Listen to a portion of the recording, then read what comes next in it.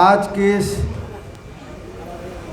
सभा के सदारत कर रहे आदरणीय सदर साहब, मंच पर बैठे हुए मेरे सभी सम्मानित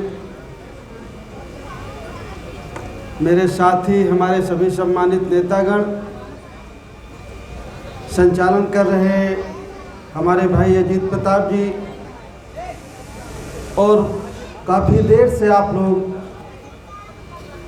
मेरी बातों को सुनने के लिए यहाँ पर आए हुए हमारे सभी सम्मानित साथियों, मातृशक्ति, नन्हे मुन्ने बच्चों, नौजवान दोस्तों, साथियों, मुझसे पहले हमारे सभी साथियों ने लगभग सभी पहलुओं पर आपसे चर्चा की है, बात की है।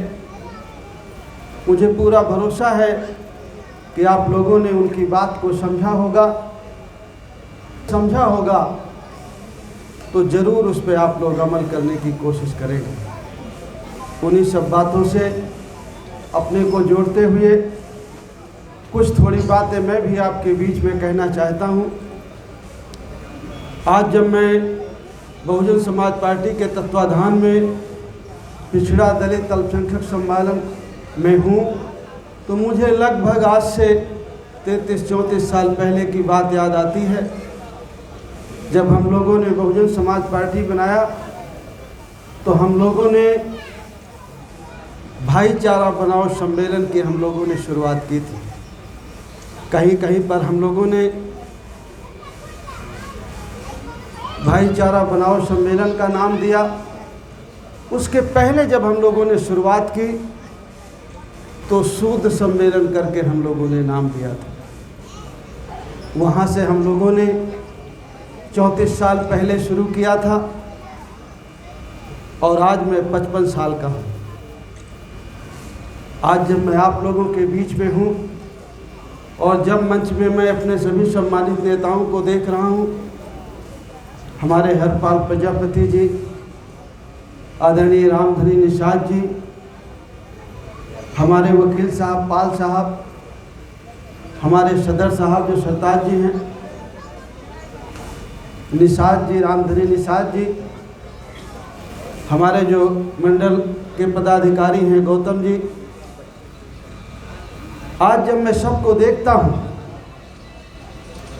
तो आज मुझे वो 34 साल पहले जो गुजरा हुआ ज़माना है, आज वो मुझे फिर से याद आता है। शायद अगर हम सब लोग मिल करके उस विचारधारा में चले होते तो शायद आज हमें ये करने की ज़रूरत नहीं पड़ती। लेकिन जिस विचार के साथ महात्मा फूले, साहू और अम्बेडकर की विचारधारा के साथ जब हम लोगों ने 34 साल 35 साल पहले काम करना शुरू किया,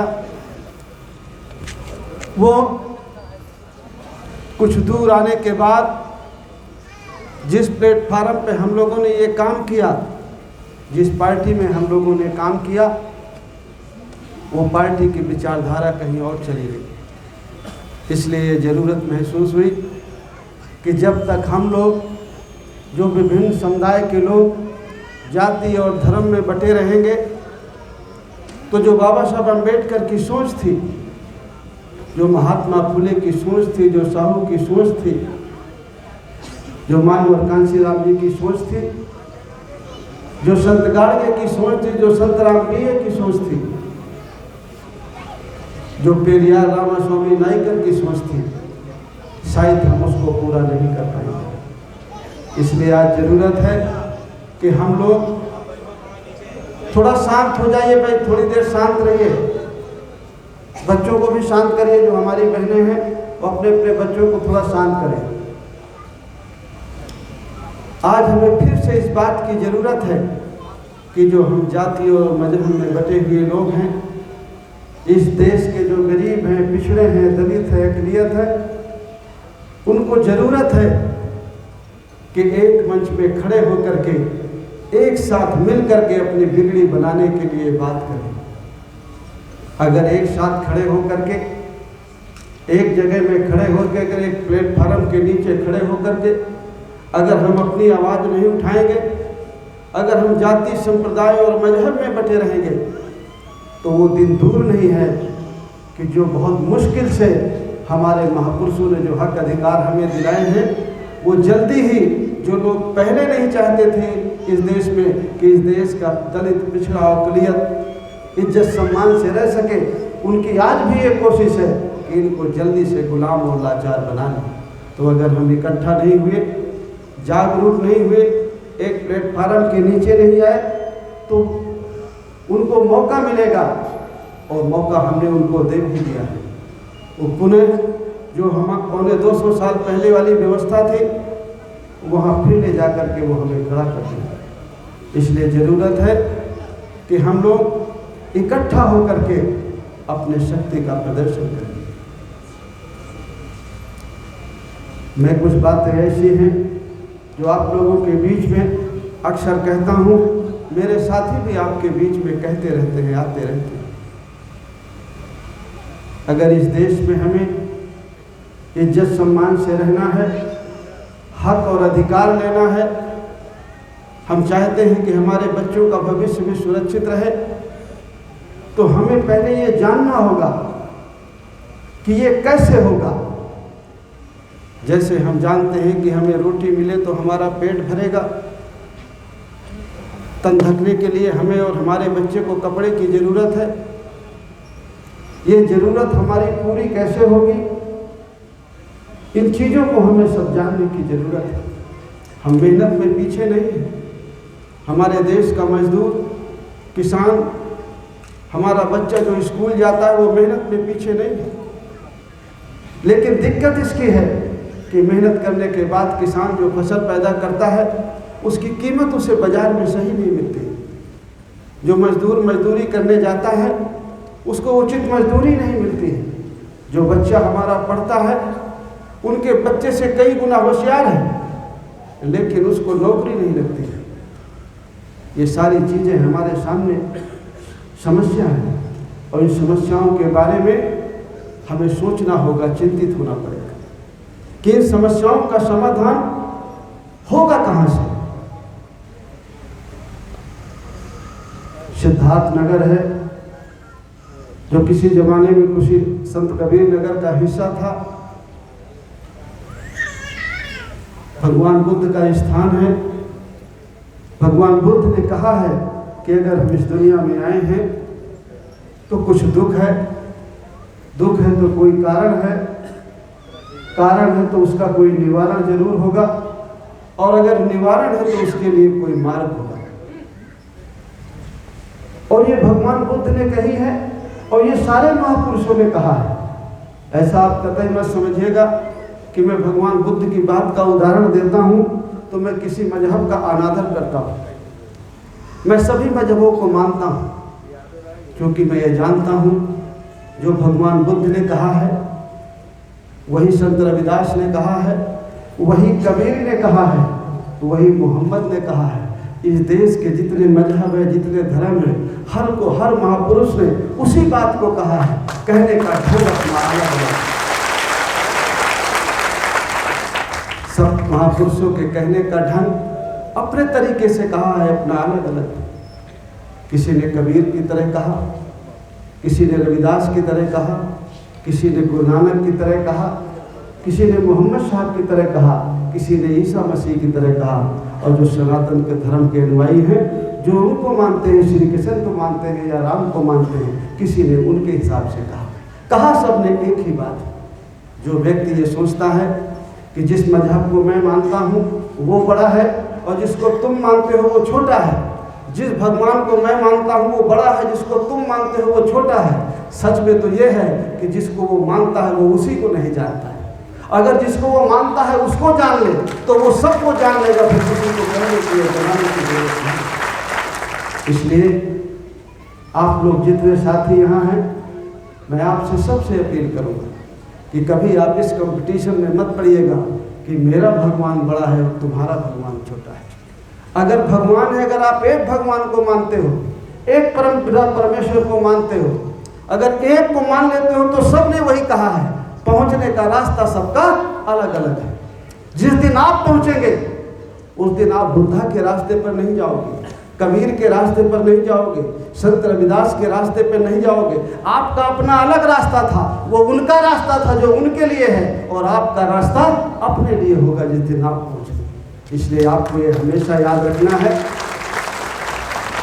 कि सभी ईश्वर, सभी महापुरुष पढ़े और सब ने हमारे लिए कुछ कहा है, संदेशा दिया है। इसलिए इस पचड़े में कतई पढ़ने की जरूरत नहीं है। जो राजनीति में लोग कहते हैं कि नहीं, कोई पाकिस्तान चला जाए, कोई कहीं चला जाए, कोई कहीं चला जाए, इन सब झगड़ों में आपको पढ़ने की जरूरत नहीं। जिस दिन आप इतना समझ जाएंगे, उस दिन आपको कोई व्यक्ति गुमराह नहीं कर पाएगा। संत कबीर नगर है जहाँ कबीर का स्थान है, और अगर कबीर को पढ़ लो, अगर कबीर को समझ लो, तो बहुत सारी चीज़ें हमें समझ में आ जाती हैं। अपने जीवन का अर्थ निकल आएगा आपको, हमें करना क्या है, हमें जाना कहाँ है, ये चीज़ें हमें निकल करके आ जाएंगी। लेकिन अगर हमें अध्यात्म के रास्ते पर जाना है, साधु वाधु हो जाना है, तो एक वो अलग रास्ता है। लेकिन अगर हमें गृहस्थ आश्रम में रहना है, हम शादीशुदा हैं, बच्चे हैं, पत्नी हैं, और फिर उसके लिए हमें काम करना है, तो उसके बारे में भी हमें सोचना और समझना है। हम किसान हैं, हमारी समस्या है कि हमें खाद बीज सस्ता मिल जाए,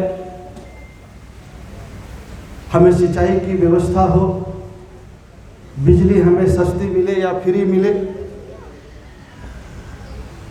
हमारे बच्चे हैं, उनको अच्छी शिक्षा मिले, अच्छी शिक्षा के लिए अच्छा स्कूल हो, महंगी फीस ना हो, हमारे बच्चों को फ्री शिक्षा मिले, हमारे लोग बीमार होते हैं तो इलाज सस्ता हो, गरीब का इलाज फ्री हो, हमारे फसल की कीमत जो हम पैदा करते हैं उसकी कीमत अच्छी मिल जाए, हमारे बच्चे पढ़ करके उनको नौकरी लग जाए। ये गृहस्थ आश्रम के आदमी की परेशानी है, पीड़ा है, तकलीफ। और इस पीड़ा का कारण क्या है, वो हमें जानना बहुत जरूरी है। जो मैंने शुरुआत की कि भगवान बुद्ध ने कहा कि कई कारण है, दुख है तो उसका कोई कारण है। हमारा दुख अगर हमें अच्छी तरह से पता चल जाए कि हम गृहस्थ आश्रम में हैं, तो क्या क्या दुख है, क्या क्या परेशानी है। और ये जो परेशानी मैं बता रहा हूँ शायद यही है। हमारे पास धन नहीं है, हमारे बच्चों के लिए अच्छा स्कूल नहीं है, स्कूल है जहाँ कहीं तो हमारे पास पैसे नहीं है फीस देने के लिए।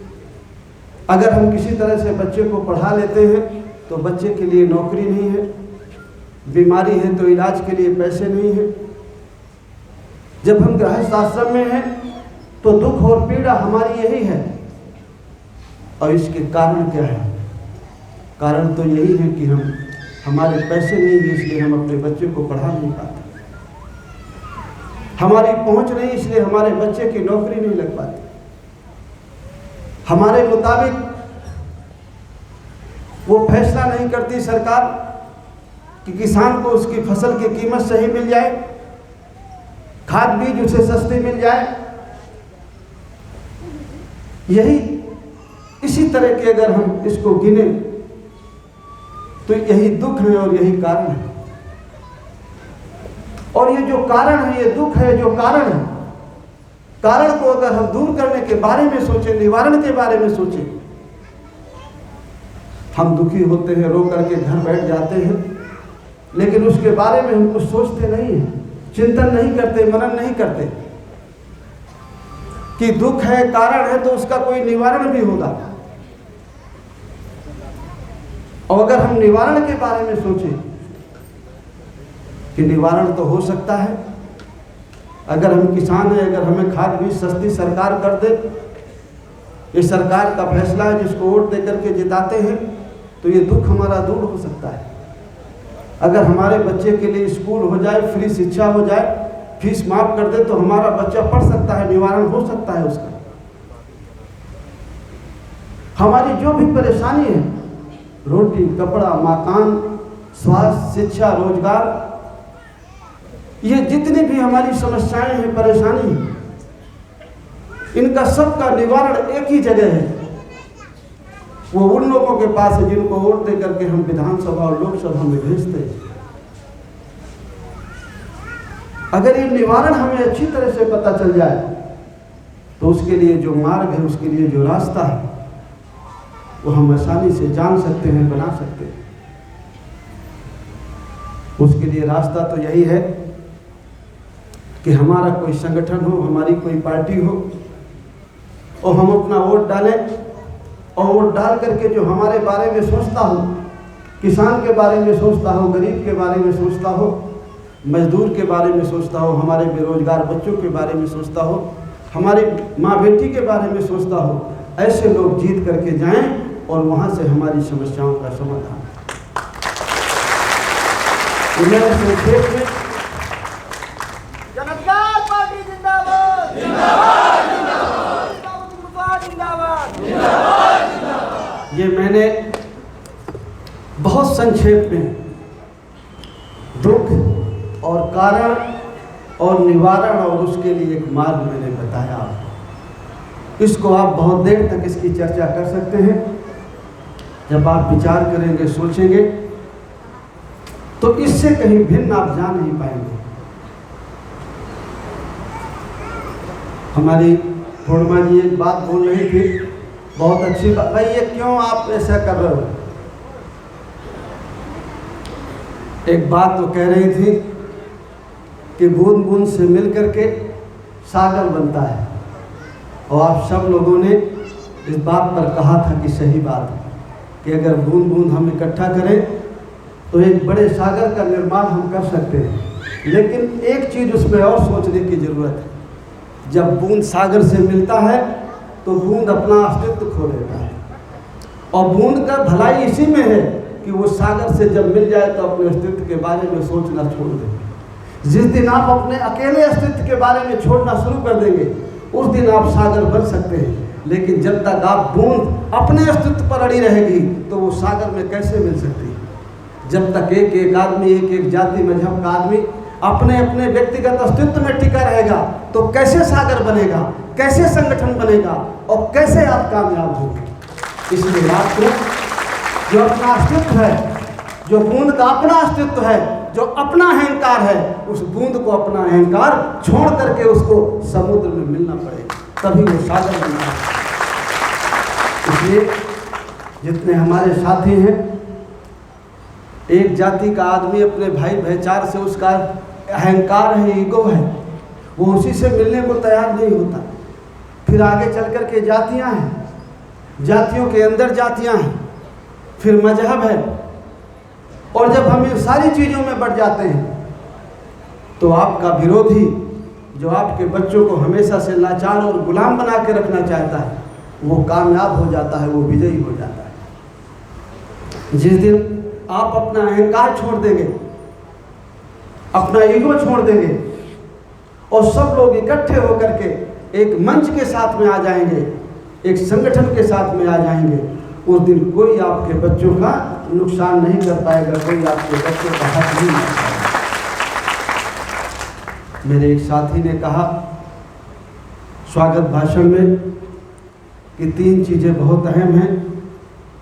शिक्षा से शुरुआत उन्होंने की, शिक्षा, और एक चीज़ और कही कोई, और राजनीति। कि एक शिक्षा वो शेरनी का दूध है कि जो पिएगा, जो पढ़ेगा वो होशियार होगा, चालाक होगा, वो रायगा। लेकिन मैं एक चीज़ उनसे भी कहता हूँ और आपसे भी कहता हूँ कि हमारे बच्चे पढ़ेंगे कि नहीं पढ़ेंगे, ये अधिकार तो राजनीतिक लोग तय करते हैं। वही लोग देते हैं कि हमारे अधिकार कि हमारा बच्चा पढ़ेगा कि नहीं पढ़ेगा। 1848 के पहले, पौने 200 साल पहले हमारे बच्चों को पढ़ने का अधिकार नहीं था, हमारी बहन बेटियों को पढ़ने का अधिकार नहीं था। महात्मा फुले ने, माता सावित्रीबाई फुले ने और बहन फातिमा बेग ने संघर्ष किया, तब हमको पढ़ने लिखने का अधिकार मिला और हमारी बहन बेटियों को पढ़ने का अधिकार मिला। जब पढ़ाई लिखाई का काम महात्मा फुले ने और उनकी पत्नी ने शुरू किया तो जो हिंदू धर्म के ठेकेदार लोग थे, जो सोचते हैं कि वही अकेले मालिक हैं, उन्होंने पहले महात्मा फुले की बिरादरी में कहा कि ये धर्म के खिलाफ काम कर रहा है, इसको मना करिए। पहले तो इसने पढ़ लिया, पढ़ा रहा है दूसरे को, औरत को भी पढ़ा दिया, महिला को पढ़ा दिया, ये तो पाप है, तो नरक में चला जाएगा, इसको मना करिए। उसकी बिरादरी ने फुले के मना किया, वो नहीं माने। तो फिर कहा कि माँ बाप से कहिए। माँ बाप को कहा तो वो भी मना किए कि भाई तू धर्म के खिलाफ काम मत कर, हमें पढ़ने लिखने का अधिकार नहीं है, महिलाओं को पढ़ने का अधिकार नहीं है, तो तू क्यों ये काम कर रहा है। वो नहीं माने तो सब लोगों ने मिल करके, उनके माँ बाप ने भी महात्मा फुले को, सावित्रीबाई फुले को घर से निकाल दिया। इसलिए निकाल दिया कि वो पढ़ाई लिखाई के लिए काम कर रहे थे, लोगों को होशियार कर रहे थे, जागरूक कर रहे थे। और जब घर से निकाला तो उनको शरण दी बहन फातिमा बेग। बहन फातिमा बेग ने अपने घर में रखा और शरण भर नहीं दी। बहन फातिमा बेग ने आजीवन शादी नहीं की और वो भी सावित्रीबाई फुले के साथ पढ़ाई लिखाई के काम में लग गई। और जब सावित्रीबाई फुले ने स्कूल खोला तो एक महिला शिक्षिका सावित्रीबाई फुले थी और दूसरी बहन फातिमा बेग थी। दोनों ने मिल करके इस देश को जागरूक करने का काम किया। अगर इस देश में कोई प्रथम महिला शिक्षिका है, हिंदुओं में कहें तथाकथित, तो सावित्रीबाई फुले, और मुसलमान भाइयों में महान फातिमा बेग है। उससे पहले कहीं कोई और रिकॉर्ड नहीं मिलता है। आज उनके बदौलत हमारी बहनें, हमारी बेटियां इस लायक हुई हैं कि हम पढ़ लिख पाए। लेकिन जब वो संघर्ष कर रहे थे उस समय अंग्रेजों की सरकार थी और लोग कहते हैं कि कुछ बात अंग्रेज जायज़ बात मानते थे। जब महात्मा फुले ने पढ़ाई लिखाई की बात करी अंग्रेजों से कि हमारे देश में 5% 10% लोगों को पढ़ने का अधिकार है, हम अपने ही देश में गुलाम हैं, हमारे और इस देश की किसी भी समाज की महिलाओं को पढ़ने का अधिकार नहीं है। तो अंग्रेज उनकी बात को माना और अंग्रेजों ने कहा कि नहीं, हम सबको अधिकार देते हैं। आप जरा ध्यान से सोचिए कि जैसे आज कोई मांग आप करने जाते हैं, कोई ज्ञापन देने जाते हैं, पुलिस 4 लठ मार के भगा देती है, आपकी बात नहीं मानती। उसी तरह अगर उस समय अंग्रेजों की सरकार, महात्मा फुले ने जो पढ़ाई के लिए कहा, उस समय अंग्रेजों की पुलिस मार के भगा देती और ना मानती तो हम पढ़ पाते। अगर पढ़ाई लिखाई का भी हमें अधिकार किसी ने दिया तो उस समय की सरकार ने दिया, जो अंग्रेजों की सरकार। और पढ़ाई लिखाई का अधिकार आज हमसे छीना जा रहा है, हमारे बच्चों से छीना जा रहा है। वो आज की सरकार छीन रही है, जिसको हमने वोट दे करके बनाया। नया शिक्षा का कानून आया है, उसके बारे में जो हमारे पढ़े लिखे बच्चे हैं उनको सबको जानने की ज़रूरत है, जागरूक होने की ज़रूरत है। बहुत मुश्किल से हमें और हमारी बेटियों को पढ़ने का अधिकार मिला है। महात्मा फुले ने छत्रपति साहू जी महाराज और बाबा साहब अम्बेडकर की वजह से, और इसके लिए संत गाड़गे जो धोबी समाज में पैदा हुए, बहुत मेहनत की उन्होंने भी महाराष्ट्र में।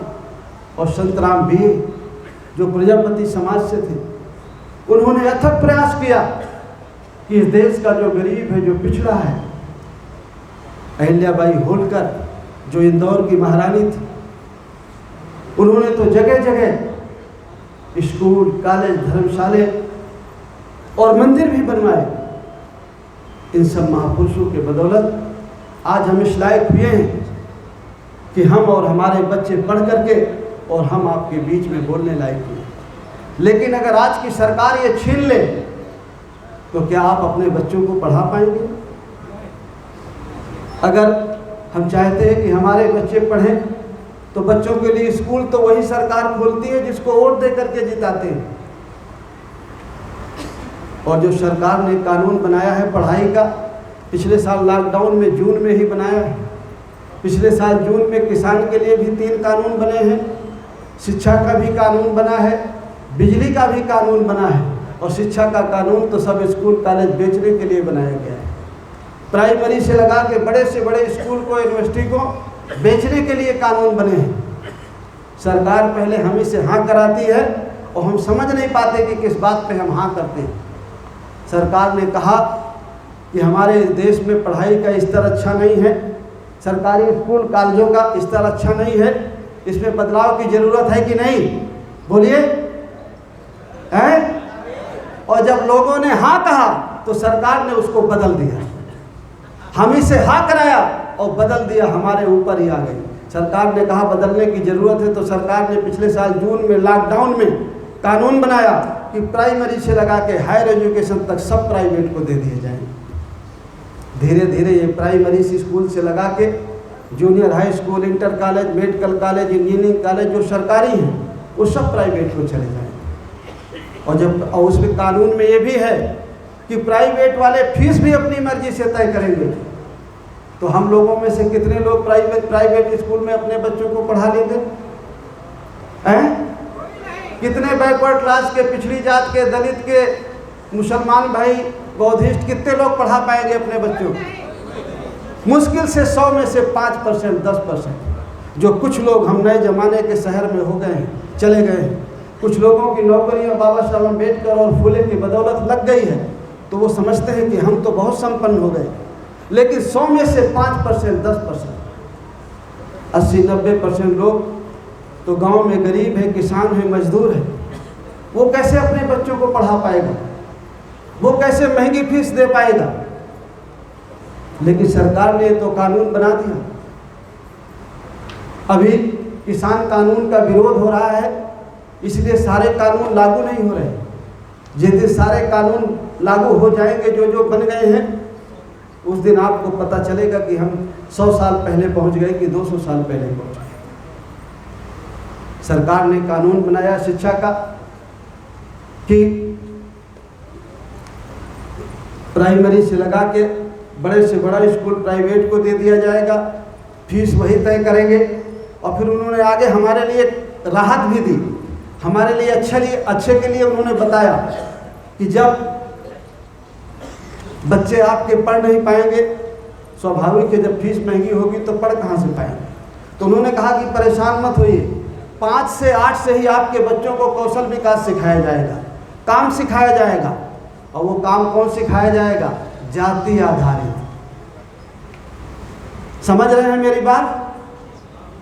वो काम सिखाया जाएगा हमारे बच्चों को, जाति आधारित काम, जो सतयुग में था, जिस रामराज की आप कल्पना करते हैं। अच्छा है या गलत है? लेकिन हमारे आधे लोग तो उसी में घुसे, कहते हैं ठीक है रामराज आ रहा है। लेकिन उस कानून में ये नहीं लिखा है कि केशव प्रसाद मौर्य के बच्चे को छोड़ के, उस कानून में ये नहीं लिखा है कि किसी यादव जी के बच्चे को छोड़ के, किसी पाल साहब के बच्चे को छोड़ के जो बीजेपी में है, सबके ऊपर लागू होगा। ये कानून शिक्षा के लिए बना है। जिस दिन स्कूल कॉलेज खुलेंगे उस दिन आपको पता चल जाएगा कि हम ये वोट दे करके हम 200 साल पीछे गए हैं या हम कुछ आगे गए। ये हमने जो वोट दिया है, ये खाली हमने अपना नुकसान नहीं किया, अपने आने वाली पीढ़ी का भी नुकसान किया। हमारे महापुरुष, हमारे पुरखे तो हमारे लिए संघर्ष किए, लड़े मरे, और हमारे लिए अधिकार दिलाया कि हम पढ़ जाएं, नौकरी करें, आगे बढ़ें। और हमने क्या किया अपने बच्चों के लिए? हमने अपने बच्चों को तो 2 साल पीछे पहुंचा दिया। जिस दिन वो बड़े होंगे और जिस दिन वो जागरूक होंगे, तो अगर हम माँ बाप हैं तो हमसे सवाल करेंगे कि आपने क्या किया? आपके पुरखों ने तो आपको ये हक अधिकार दिलाया, और आप जब इस लायक हुए तो आपने हमारे लिए क्या किया? उस समय क्या उत्तर देंगे आप? आपको ये भी ध्यान में रखने की जरूरत है। और ये सारे अधिकार कोई और जिम्मेवार नहीं है छीनने के। हमने उनको अधिकार दिया है एक कानून बनाने के लिए, हमने वोट दे करके उन्हें राजा बनाया है, सरकार बनाया है उनकी, इसलिए वो कानून बना रहे हैं। और जब कानून बन जाता है तो पुलिस तो उसको डंडा मार के लागू करा देती है। जो सरकार कानून बनाती है, जो राजा कानून बनाता है, उस कानून को किसी की ताकत नहीं है कि कोई ना माने। एक रास्ता है कि बगावत हो, देश में गदर हो, हम खिलाफ खड़े हो जाए बड़े पैमाने पर कि जो आपने कानून बनाया है हम उसको नहीं मानते। लेकिन ये भी हमारे हिम्मत की बात नहीं है। हम तो कह भी नहीं सकते कि हमारे साथ ये गलत है। पुलिस का डंडा हमें दिखाई पड़ता है, जेल से डर लगता है, कैसे कह पाएंगे? इसलिए इस बारे में भी आपको सोचने की जरूरत है। और एक चीज मैं और कहूँ, जो मैं अक्सर आप लोगों से कहता हूँ कि हमारे और हमारे बच्चों की लड़ाई कोई और नहीं लड़ेगा।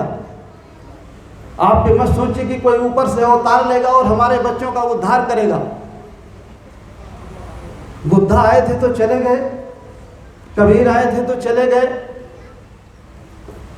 गुहाराज निषाद आए थे तो चले गए, जितने महापुरुष सब आए वो सब चले गए।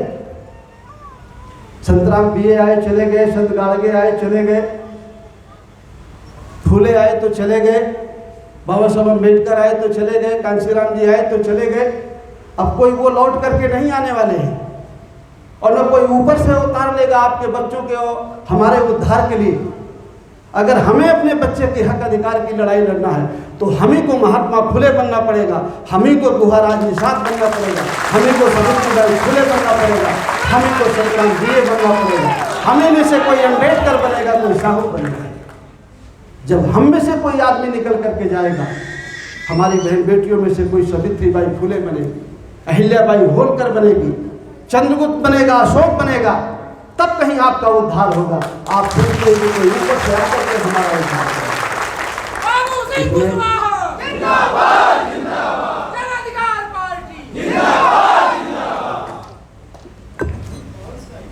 आप ये सोचते हैं कि कोई आएगा और हमको अपनी पीठ पे लाद लेगा और बैतरणी पार करा देगा।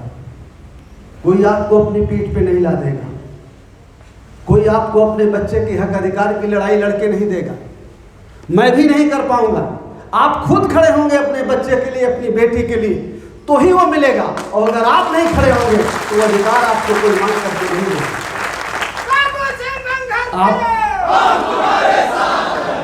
आप अगर चाहते हैं कि हमारे बच्चे का भविष्य अच्छा हो, हमारी बेटी का भविष्य अच्छा हो, तो आपको जागरूक होना होगा, इकट्ठा होना पड़ेगा और ये सोचना होगा कि अधिकार छीन कौन रहा है।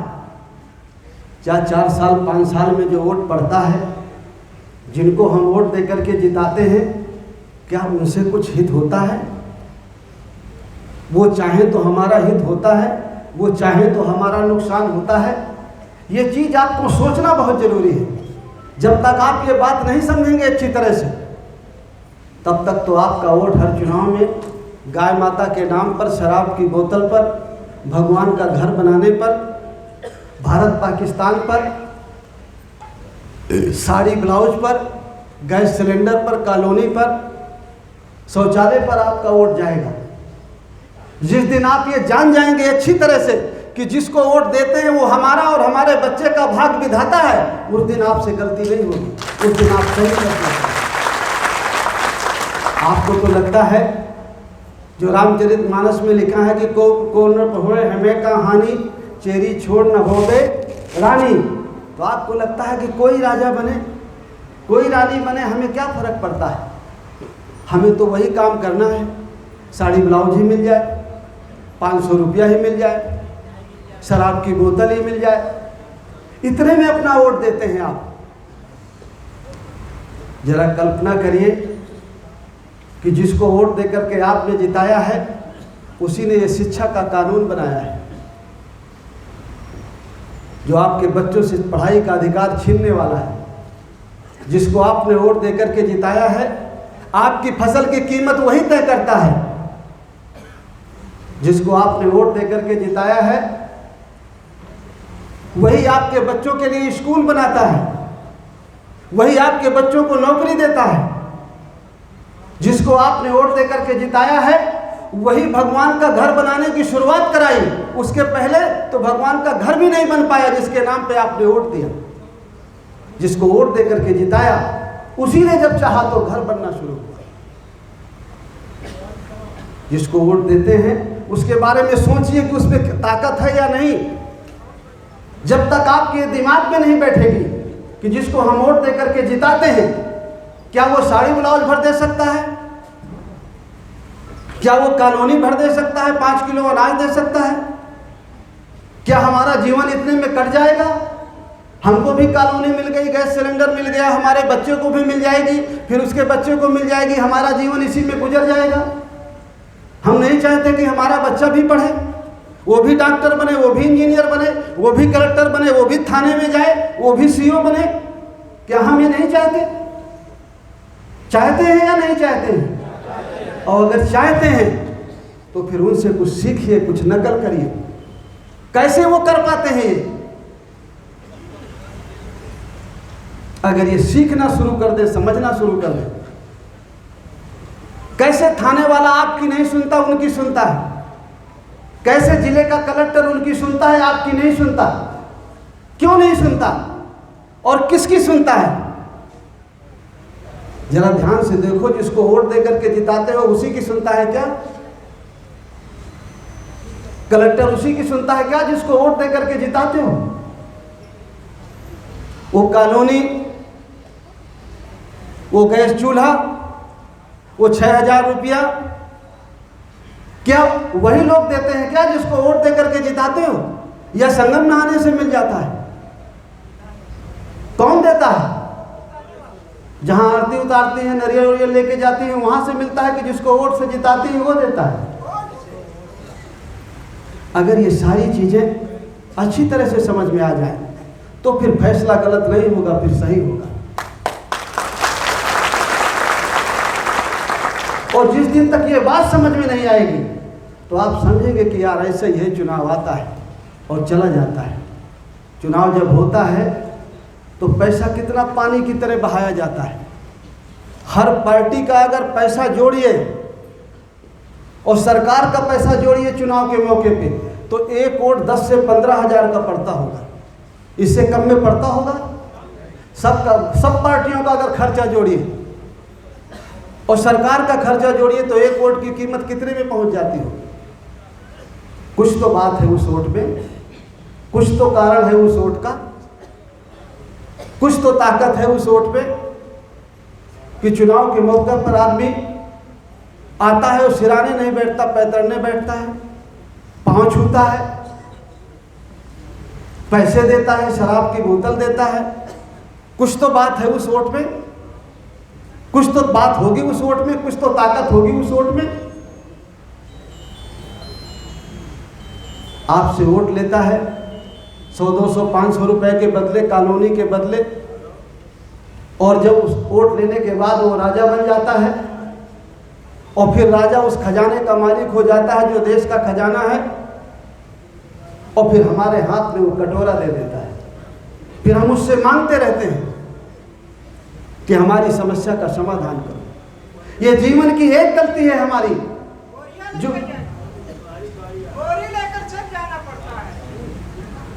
थोड़ी देर शांत रहो। अगर हम जीवन की ये एक गलती ठीक कर लें तो हमारे मालिक नहीं बन सकते। ये जीवन की हमारी एक गलती जो उनको हमारा मालिक बना देती है और हमें गुलाम बना देती है, और वो एक गलती है वोट देने की।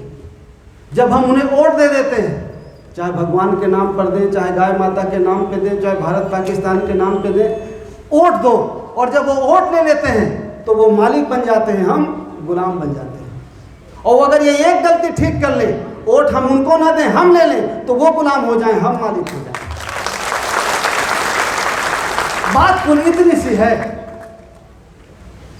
एक छोटी सी बात है जो हमारी समझ में नहीं आती। चुनाव होने के बाद 4 साल 10 महीने हम ठीक रहते हैं, सब बात हमें समझ में आती है, और जब 2 महीने चुनाव के रह जाते हैं तो कौन सा ऐसा जादू आता है, कौन सी ऐसी लहर आती है, कहते हैं अब की बार रुक जाओ, अगली बार देख लेंगे। और आप इस बात पे हंसते हो। जिस दिन इस बात को अच्छी तरह से समझ लेंगे तो जिस तड़प से मेरी आवाज़ निकलती है उसी तड़पन से आपकी भी आवाज़ निकलती है। और जब तक समझते नहीं हैं, जब तक ये बात आपकी समझ में नहीं है तो आपको लगता है कि नेतागिरी है, यार नेता का भाषण होता है। मैं नेता के तौर पर आपके बीच में नहीं आया हूँ, और नेतागिरी में कोई शौक के लिए कह भी नहीं रहा हूँ, कर भी नहीं रहा हूँ। राजनीति हमारी जरूरत है, हमारे बच्चों की रोजी रोटी के लिए, हमें इज्जत सम्मान के लिए, कि हम इस देश में रह सके इज्जत सम्मान से, हम ये कह सके हैं कि हमारा देश है, हमारा बच्चे को भी शिक्षा का अधिकार हो, रोजी रोटी का अधिकार हो, इसके लिए हमें राजनीति जरूरी है। और कोई दूसरा विकल्प आपके पास है भी नहीं। अगर आप सोचते हो कि कोई और दूसरा रास्ता है तो है भी नहीं आपके पास।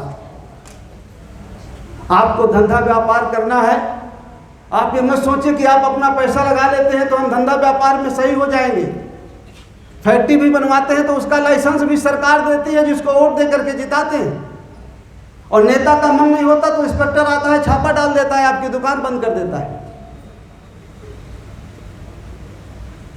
आप ऐसा मत समझिए कि मुझसे बाहर कुछ है। इसलिए इस बात को समझिए। कुछ लोग जो अध्यात्म की तरफ जाते हैं, कभी कभी कहते हैं कि भगवान बुद्ध का रास्ता तो राजपाट से छोड़ के जंगल की तरफ था, लेकिन मेरा उसमें थोड़ा सा अंतर है। मैं आपको कहता हूं कि अगर गृहस्थ आश्रम में रहना है तो जंगल छोड़ के राजपाट की तरफ चलना है, तभी हमारे बच्चों को और हमारा अधिकार मिलेगा। जरा सोचिए, ध्यान से सोचिए कि ये बरसात का पानी, हवा, धूप, इसको छोड़ करके कोई सरकार से बाहर है कोई चीज? जिसको वोट दे करके जिताते हैं, ये सड़क कौन बनवाता है? ये बिजली कौन लगवाता है? ये प्राइमरी का मास्टर लेके डिग्री कॉलेज का मास्टर तक इसको वेतन कौन देता है? इसका मालिक कौन है? एक जूनियर इंजीनियर से लेके चीफ इंजीनियर तक इसका मालिक कौन है? वही सरकार जिसको वोट दे करके जिताते हैं, वो यहाँ बैठा है, बाकी सारे उसके नीचे, और वो आपकी वोट से बनता है। जिस दिन आप अपनी वोट की ताकत को पहचान लेंगे, उस दिन हम गुलाम और लाचार नहीं रह जाएंगे। जिस दिन आप अपने वोट की ताकत को पहचान लेंगे, अभी हमारे एक साथी ने कहा ना कि बाबा साहब अम्बेडकर ने कहा कि ऐ मेरे शोषित समाज के लोगों, जिस दिन आप अपनी वोट की ताकत को पहचान लोगे, वोट का सही इस्तेमाल करोगे तो दुश्मन का गला काट दोगे, और अगर गलत इस्तेमाल करोगे तो अपना गला काटोगे। आज शिक्षा का अधिकार आपका जा रहा है। जो कृषि कानून जो 3 बने हैं पिछले साल जून में लॉकडाउन में, जिस दिन वो पूरी तरह लागू हो जाएंगे, किसान किसी काम का नहीं बचेगा। 8 महीने से किसान आंदोलन में बैठे हैं, 500 लोगों की जानें गई हैं, लेकिन हमको तो पता नहीं है कि हमारे लिए लड़ रहे हैं। हम तो अपने अपने घरों में मस्त हैं, और जो हमारा नाश चाहता है उसी के गुणगान गाते हैं। 500 वो क्यों मरते हैं? 8 महीने से वो क्यों बैठे हैं?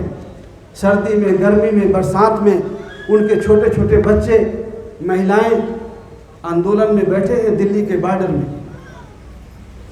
वो सबकी लड़ाई लड़ रहे हैं, हमारी लड़ाई और हमारे बच्चों की लड़ाई। वो जीतेंगे तो हम जीतेंगे, और वो हारेंगे तो हम हारेंगे, लेकिन हमको तो पता भी नहीं।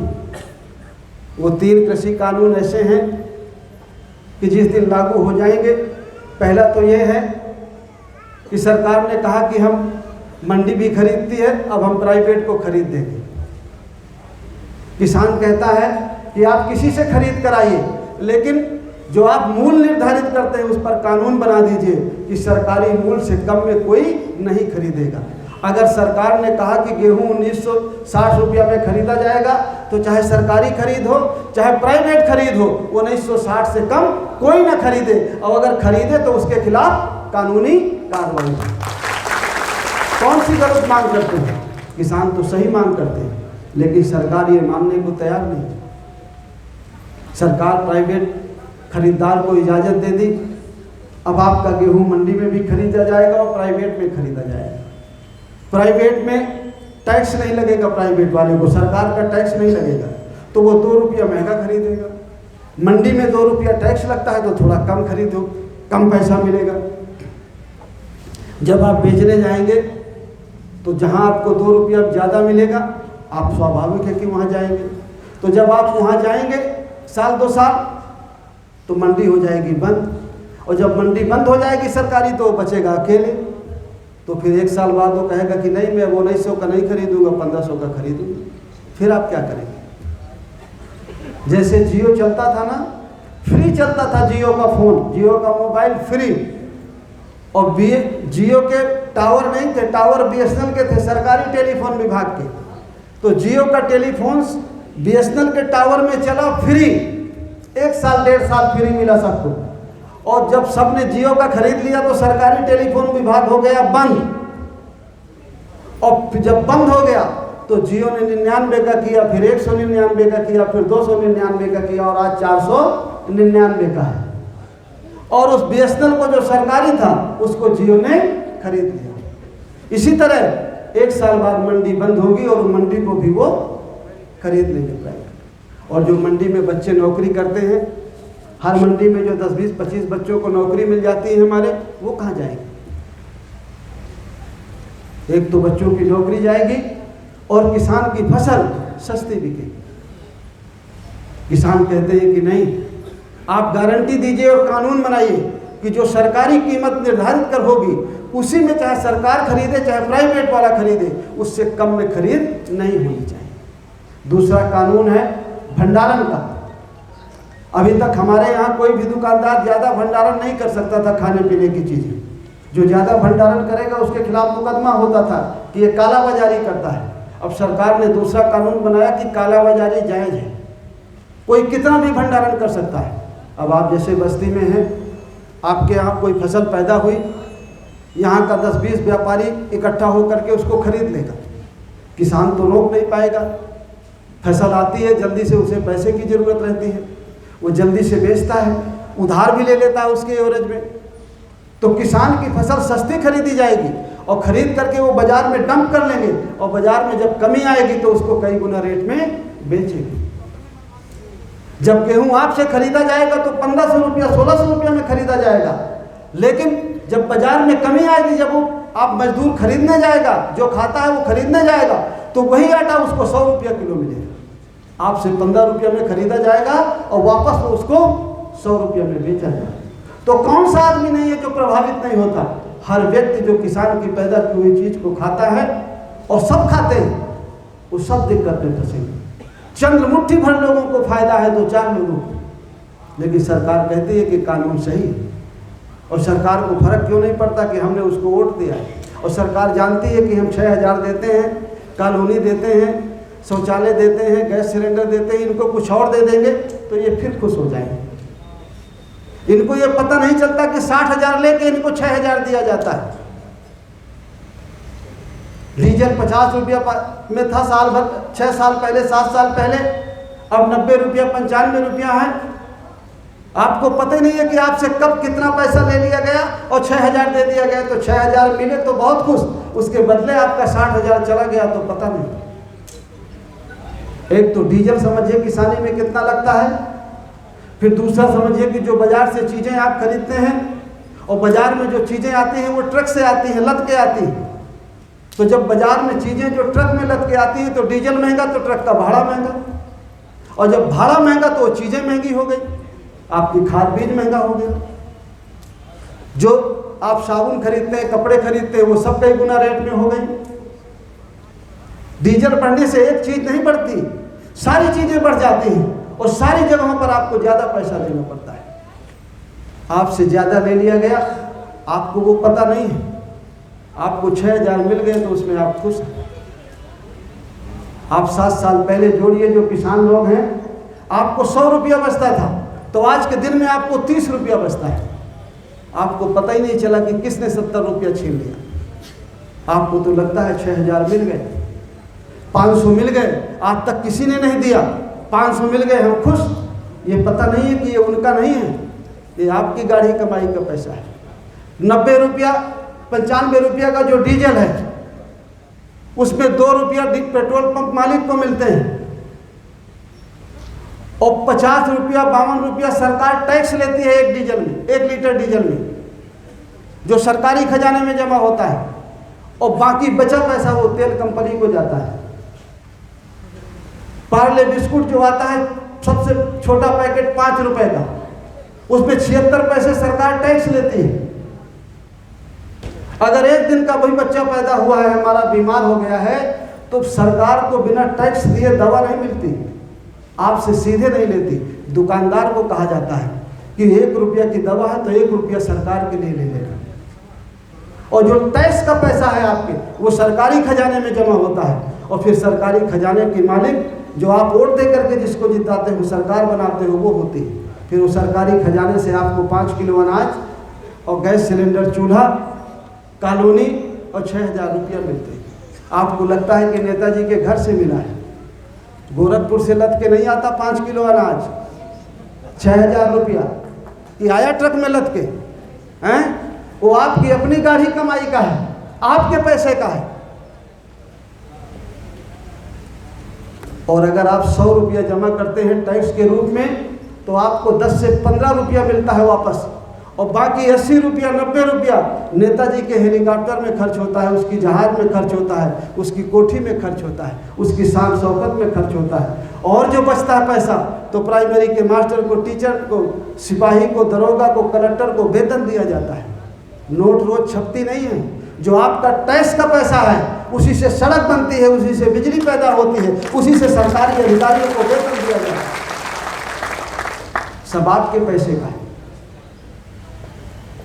आप लोग 5 फुट 10 फुट जमीन के लिए भाई भाई का झगड़ा होता है, लेकिन जितनी सरकारी जमीनें पड़ी हैं, सरकारी जमीनों का मतलब प्राइवेट प्रॉपर्टी, आपकी प्रॉपर्टी, उसमें सबका हिस्सा है, एक का हिस्सा नहीं है। सरकार की जो जमीन है, जो सरकार की संपत्ति है, जो सरकार की बिल्डिंग है, सरकारी बसें हैं, सरकारी ट्रेन है, इस देश के हर नागरिक का हिस्सा है। ये हर व्यक्ति के पैसे से बनी हुई है, उसका कोई एक आदमी का पैसा नहीं लगा, लेकिन मालिक उसकी सरकार है, क्योंकि हमने सब मिल करके वोट दे करके उसको सरकार में भेजा है। हमने कहा है कि ये मालिक हमारा है, ये जो कहेगा इसका कहना चलेगा। सरकारी ज़मीनें जो हमारे देश में हैं, कहीं कहीं रेता है, कहीं कहीं गिट्टी है कि नहीं? कहीं कहीं सोने की खदानें हैं इस जमीन में, कहीं कहीं हीरे की खदानें हैं, मालूम है कि नहीं? हीरा निकलता है पन्ना में, मध्य प्रदेश में। सोने की भी खदानें हैं, सोनभद्र में सोने की खदानें हैं, कोयला की खदानें हैं। आपको 5 किलो अनाज मिलता है, अपने लोगों को सोने की खदान देते हैं, हीरे की खदान देते हैं, कोयले की खदान देते हैं। आपको 5 किलो अनाज और एक कॉलोनी मिलती है। और बांटने वाला कौन है? जिसको वोट दे करके जिताते हो। वहां तो आप भी पहुंच सकते हो अगर अपने वोट का सही इस्तेमाल करो। ये कुछ बातें हैं जो मैंने कही आपसे। काफ़ी समय हो गया है, आप लोगों का मन मुझे लगता है कुछ कम अब हो रहा है, कुछ साथियों को थोड़ा जल्दी है, इसलिए मैं 2-4 मिनट में अपनी बातें ख़त्म करता हूँ। लेकिन मैं इसलिए थोड़ा समय आपसे ज़्यादा ले लेता हूँ कि साल भर में 6 महीने में 2 साल में बस्ती प्रोग्राम में मैं शायद 19 में आया था। लोकसभा चुनाव के पहले एक सभा हुई थी, उस समय मुझे कुछ बातें आपके बीच में रखने का मौका मिला था। उसके बाद मैं आज आपके बीच में आया हूँ। वैसे तो मैं रास्ते कहीं जाता हूँ तो निकलता हूँ तो कहीं कहीं हमारा सुनील का ढाबा है, उसमें चाय वाय पीता हूँ, खाना खाता हूँ, और कहीं रुक जाता हूँ रास्ते चलते। लेकिन बड़े पैमाने पर तो सब लोगों से मिलने का मौका नहीं मिलता, इसलिए मैंने थोड़ा आपका समय ले लिया। तो मैं आपसे अपील करूँगा कि जब भी आप कभी आएँ तो थोड़ा समय निकाल करके आएँ, थोड़ा बातों को सुनें, और अगर समझ में आए तो इन बातों पर थोड़ा अमल भी करें। हमारे जो फैजाबाद मंडल के प्रभारी हैं शिवाजी कुशवाहा जी, उनसे हमारे कुछ मनरेगा मजदूर कल्याण समिति के साथी मिले हैं। उन्होंने एक अपना लेटर दिया है। तो ये बातें हम लोगों ने जिस दिन से जन अधिकार पार्टी बनाई, इन बातों को हम पहले से भी रख रहे हैं। मनरेगा मजदूरों को काम मिले, उनके काम का भुगतान हो, उनको मजदूरी उचित मिले, 350 मिले, 400 मिले, 450 मिले, लेकिन महंगाई को देखते हुए जितने में उनके परिवार का, उनके बच्चों का भरण पोषण हो जाता है 400 में 500 में, उतना मजदूरी हमारे मनरेगा के मजदूरों को मिलनी चाहिए। दूसरा, हमने एक बात हमेशा से कहा है, जिस दिन से हम लोगों ने जन अधिकार पार्टी बनाई, कि मनरेगा को किसान से जोड़ दिया जाए। मनरेगा जो स्कीम है उसको किसान से जोड़ दिया जाए। जब मनरेगा के तहत काम होता है तो बहुत जगहों पर काम ठीक से होता भी नहीं। अगर मनरेगा के तहत किसान के खेत में काम हो जाए तो मजदूर को काम भी मिल जाए और किसान की लागत भी कम आए। अगर मनरेगा के तहत किसान के खेत में थोड़ा काम हो जाए और उसका पेमेंट मनरेगा से हो जाए तो मजदूर को काम भी मिल जाए और किसान के खेत में काम हो जाए और उसकी लागत कम आए। इसलिए हम चाहते हैं कि मनरेगा को किसान से जोड़ दिया जाए। मनरेगा के तहत किसान के खेत में काम हो। हम तो ये सोचते हैं कि जिस दिन आप वोट की ताकत को समझ जाएं और जिस दिन आप वोट की ताकत को समझ करके सब लोग इकट्ठा होकर के वोट डाल दें और आपके विचार का कोई आदमी सत्ता में जाए, उस दिन हम चाहते हैं कि फ्री शिक्षा मिले हमारे बच्चे को, रोजगार मिले हमारे बच्चे को और एक समान शिक्षा मिले। हमारे देश में एक समान शिक्षा की बहुत ज़रूरत है। बड़े आदमी का बच्चा प्राइवेट पब्लिक स्कूल में पढ़ता है और गरीब का बच्चा प्राइमरी स्कूल में पढ़ता है। जब दोनों कंपटीशन में बैठते हैं तो जो गरीब का बच्चा है वो बेचारा हिंदी मीडियम पढ़ा है, उसने कहा मैंने तो CBSE पढ़ा नहीं, मैं तो ICSE पढ़ा नहीं, तो वो बेचारा कंपटीशन में सफल नहीं हो पाता। इसलिए हम चाहते हैं कि बड़े आदमी का बच्चा AC में बैठे, कूलर में बैठे, सोफा में बैठे, गरीब का बच्चा दरी में बैठे, लेकिन पढ़ाई एक तरह की हो, शिक्षा एक तरह की हो, चाहे वो गरीब का बच्चा हो चाहे वो अमीर का बच्चा हो। लेकिन लागू तो इसे सरकार करेगी जिसको वोट दे करके जिताते हैं। तो वहाँ ये काम करने के लिए तो सरकार बनानी पड़ेगी। हम चाहते हैं किसान को बिजली फ्री मिले, उसे खाद बीज सस्ते मिले, लेकिन देगी तो इसे सरकार जिसको हम वोट दे करके बनाते हैं। तो बनाते तो उसको तो कैसे कर पाएंगे।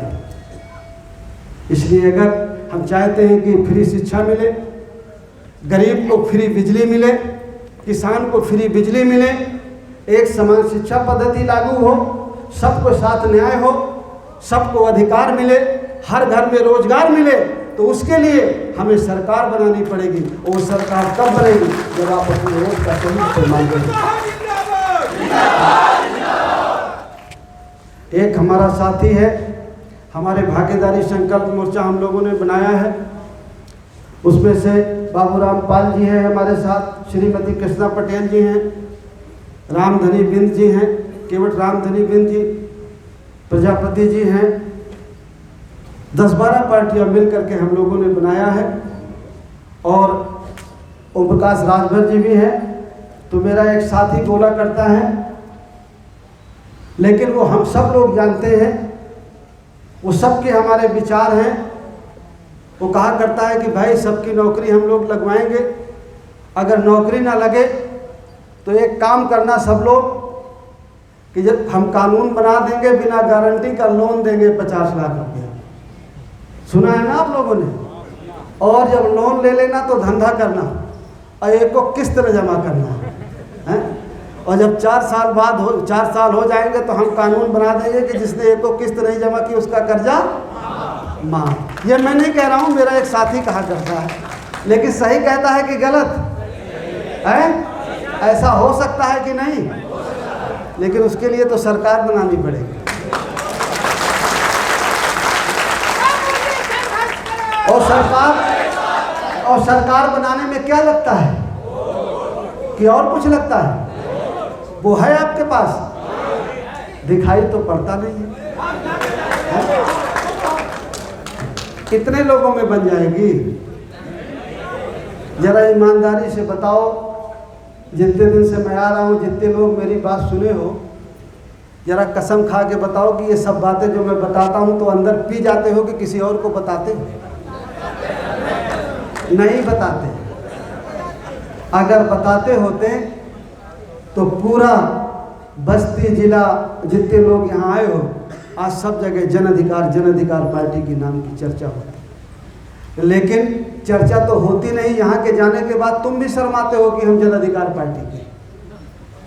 पदाधिकारी भी नहीं बताता, उसको शर्म आती है कि मैं जन अधिकार पार्टी का हूँ। कोई जान न जाएगी। अरे भाई रुक जा, यही हाल में नारा लगाएगा कि बाहर भी लगाता है?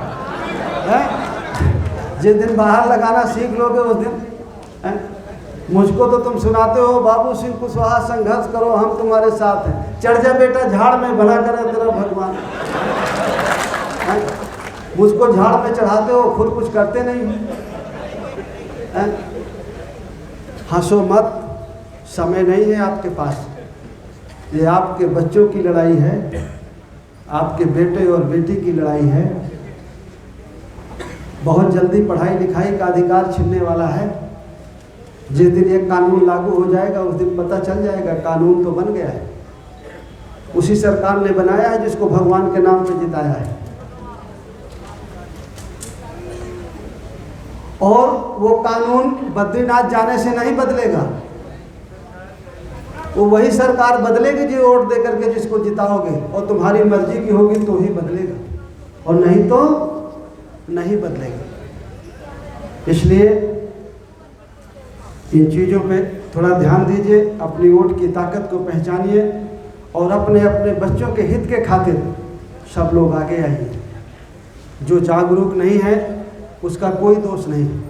जो जागरूक है दूसरे को जागरूक नहीं करता, वो उसकी गलती है। इसलिए जो समझदार लोग हैं, जागरूक लोग हैं, उनकी जिम्मेदारी बनती है कि वो जा कर के दूसरे को जागरूक करें।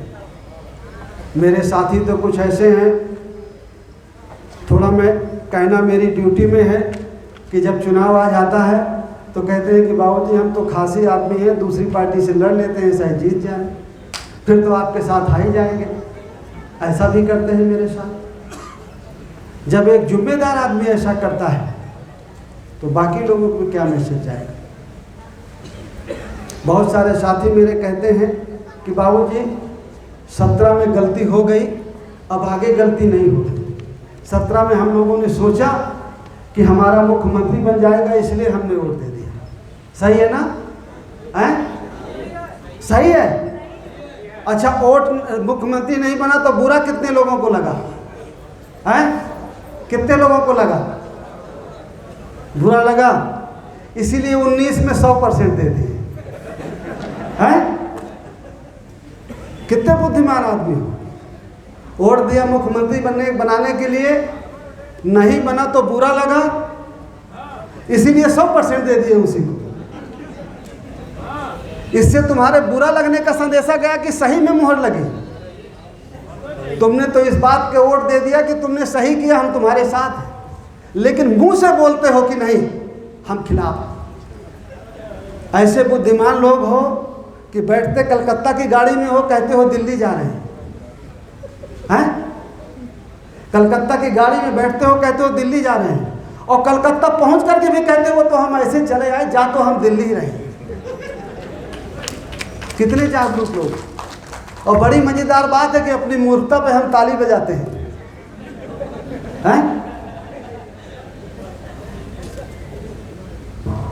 हमें कोई और धोखा नहीं देता, हमें हमारा आदमी धोखा देता है।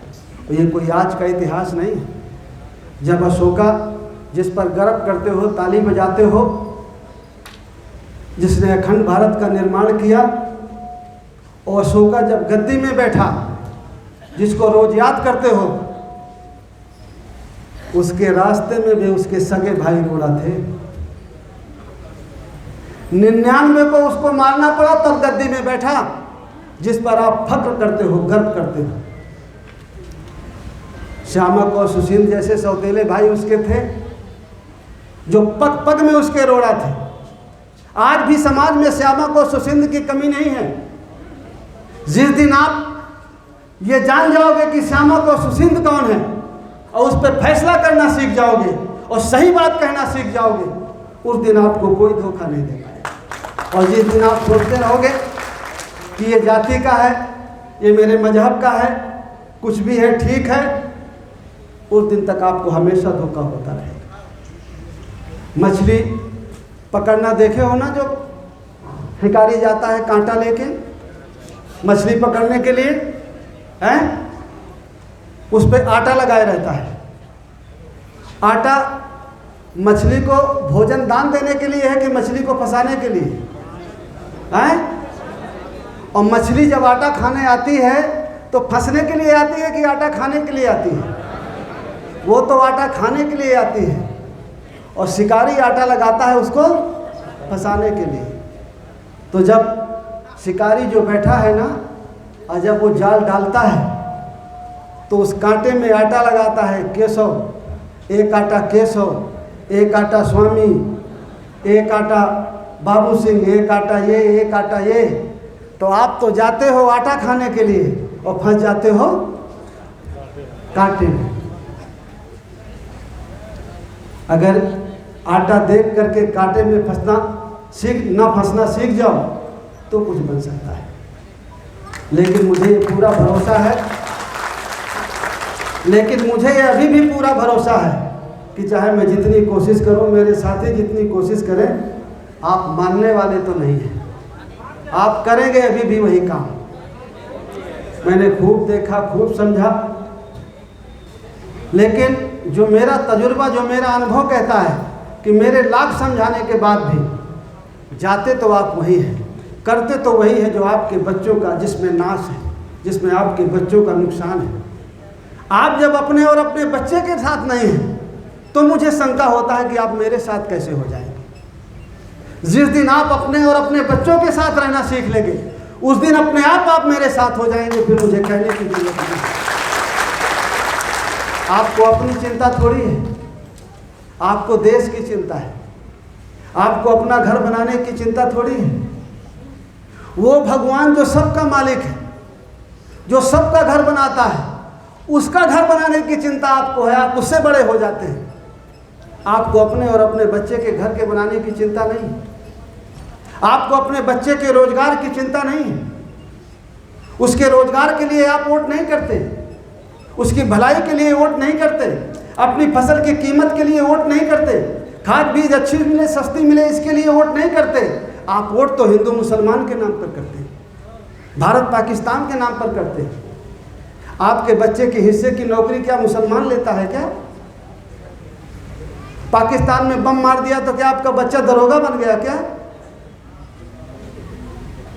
लेकिन आपको तो भारत पाकिस्तान और हिंदू मुसलमान के नाम पर वोट करना है। अपने बच्चे के रोजगार के लिए नहीं करना, अपने बच्चे की शिक्षा के लिए नहीं करना। ये इच्छा नहीं है कि हमारी भी बेटी डॉक्टर बने, इंजीनियर बने, वो भी कलेक्टर की कुर्सी में बैठे, वो भी कप्तान की कुर्सी में बैठे, हमारा बेटा भी थाने में दरोगा बन के आए, हमारा बेटा भी सीओ बन के आए। एक चौहान का बेटा, एक राजभर का बेटा, एक पाल का बेटा, एक कोयरी का बेटा, एक निषाद का बेटा, ये भी बच्चे सब कलेक्टर और कप्तान और दरोगा बन करके आए। ये चाहत नहीं है आपको। आपको तो चाहत भगवान का घर बनाने की है, पाकिस्तान में बम मारने की है। अपने बच्चों की फिक्र नहीं। फिर जब चुनाव आएगा, फिर आप इन्हीं भावनाओं पे जाएंगे, फिर आप किन्हीं की नहीं सुनेंगे। कहते हैं अब की बार रुक जाओ, नहीं तो मुसलमान चढ़ आएगा, अब की बार हमको दे लेने दो, नहीं तो बहुत गड़बड़ हो जाएगा।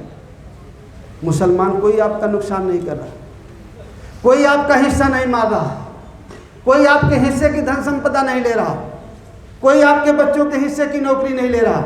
वो कहता है कि मुसलमान आपका दुश्मन है, और ये कह करके अपने बच्चे को कलेक्टर और कप्तान बनाता है। आप इसी में उलझे रह जाते हैं। इसलिए अगर हक हिस्सा लेना है तो जो हम गरीब और कमज़ोर लोग हैं, जो आज हमने सम्मेलन बुलाया है, दलित, पिछड़ा, अल्पसंख्यक, हम लोग सब जो इकट्ठा होकर के जन अधिकार पार्टी के साथ जुड़ करके वहाँ वोट करेंगे।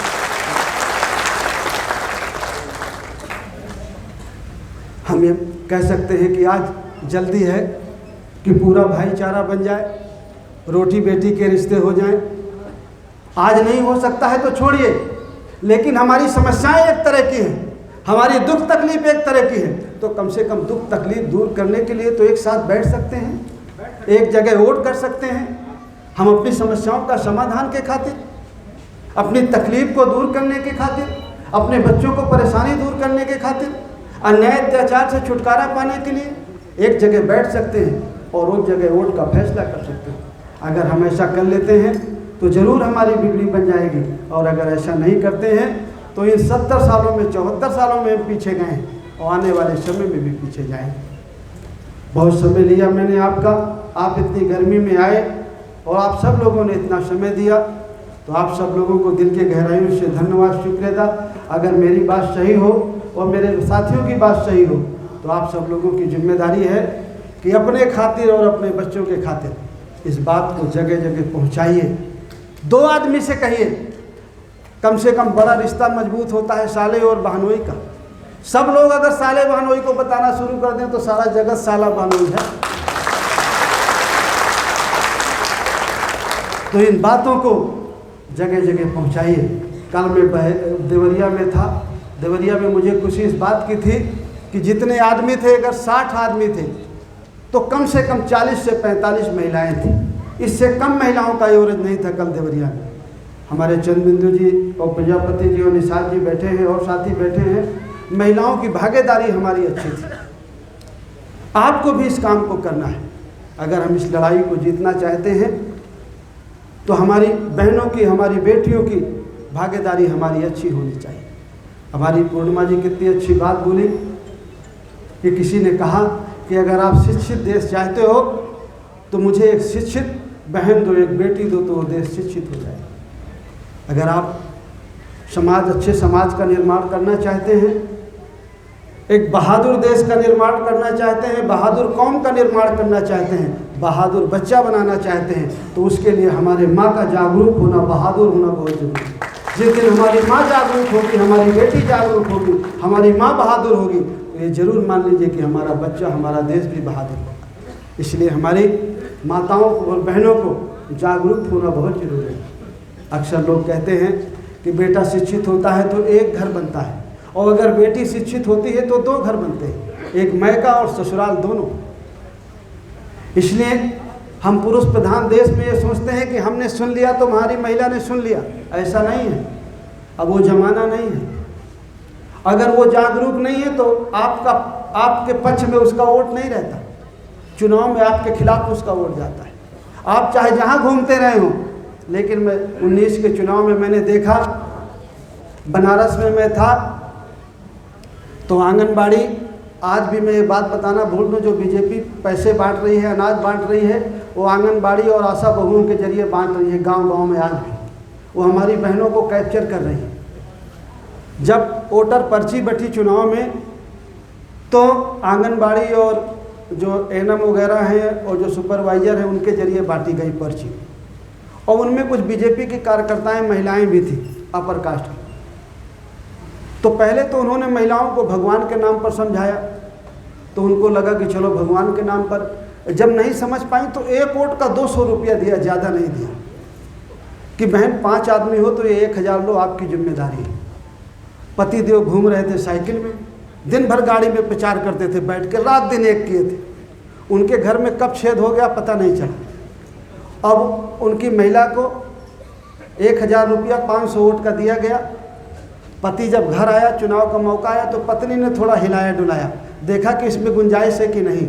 पति ने थोड़ा बात किया कि नहीं मोदी जी तो ठीक हैं, ये दिए 6000 रुपया दिए, 500 रुपया दिया, लेकिन पति ने कहा नहीं नहीं, साइकिल में जाना है।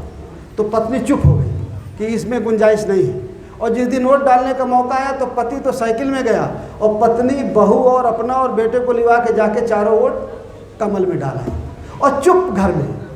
पति से चर्चा भी नहीं किया। पति को लगता है कि नहीं हमारा तो 5 वोट साइकिल में गया, लेकिन गया 1, 4 गया कमल में। इसलिए आज आप अपने अपने घरों में पूछिएगा, आपको लगता होगा कि नहीं हमारा वोट यहाँ गया, और आप डांटिएगा नहीं, खुल करके पूछिएगा तो बता देंगे कि यहाँ गया।